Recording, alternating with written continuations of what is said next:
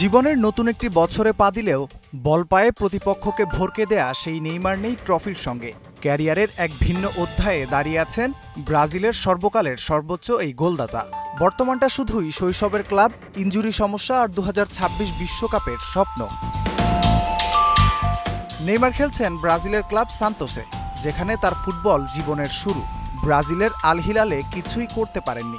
হতাশা কাটিয়ে শৈশবের ক্লাবে ফেরা ছিল আবেগের সিদ্ধান্ত। এই ফেরা টাকা বা খ্যাতির জন্য নয়, বরং মানসিক স্বস্তি, বিশ্বাস আর পরিচিত পরিবেশে নিজেকে নতুন করে গড়ার চেষ্টা। সান্তোসে 25 ম্যাচে 11টি গোল করেছেন নেইমার। ইনজুরি তার ক্যারিয়ারের সবচেয়ে বড় বাধা। বিশেষ করে হাঁটুর চোট তাকে মাঠের বাইরে রেখেছে বহুবার।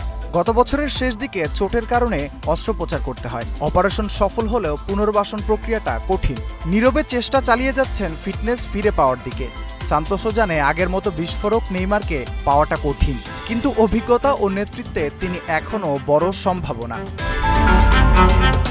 আলোচনা সমালোচনা সবকিছুর মাঝেও নেইমারের সামনে সবচেয়ে বড় প্রেরণা 2026 বিশ্বকাপ। এক সময় অবসরের চিন্তা আসলেও আরেকবার বিশ্বকাপে ব্রাজিলের জার্সি গায়ে চাপানোর স্বপ্নই তাকে এগিয়ে নিচ্ছে। ব্রাজিলের সর্বকালের সর্বোচ্চ গোলদাতা হিসেবে তিনি জানেন, শেষবারের মতো কিছু দেওয়ার এখনও সুযোগ আছে।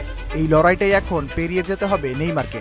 লিখতে হবে সর্বকালের সেরা এক নেইমারের গল্প। রাফিউল ইসলাম রাতুল, ৭১।